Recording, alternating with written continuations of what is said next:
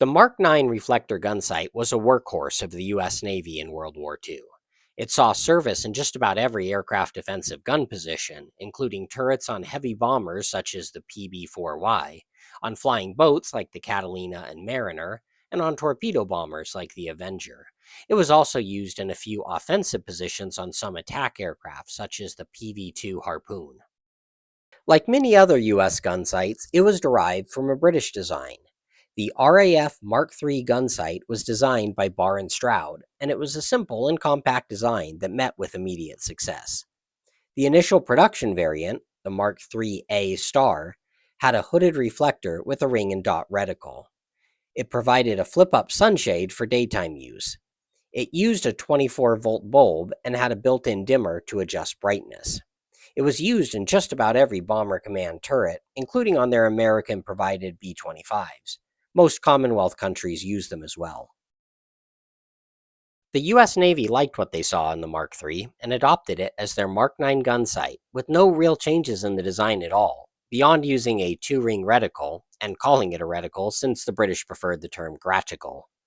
The two-ring reticle with its 35 and 70 mm radii allowed the sight to be used with the position firing system being taught to bomber crews.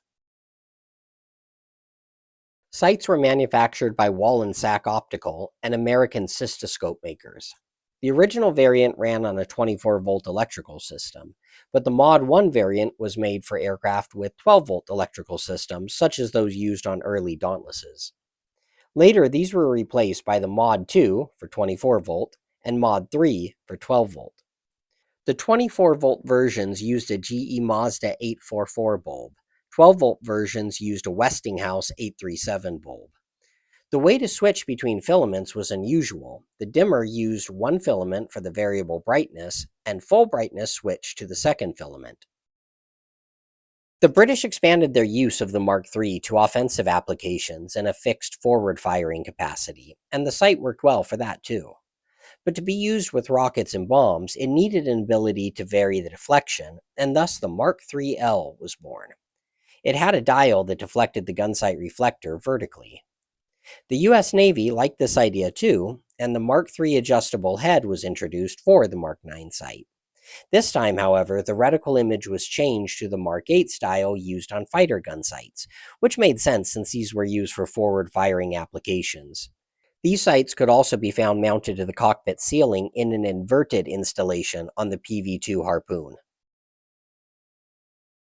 The RAF had one last modification to the Mark III, the Mark III-N, which removed the hood for use in night operations.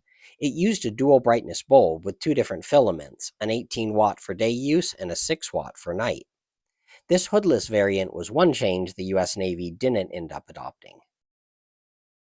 The Mark IX gunsight rarely gets the attention of its fighter counterparts, but it provided the U.S. Navy with a simple, compact, and dependable tool that, along with its British counterpart, saw frontline service just about everywhere in the world.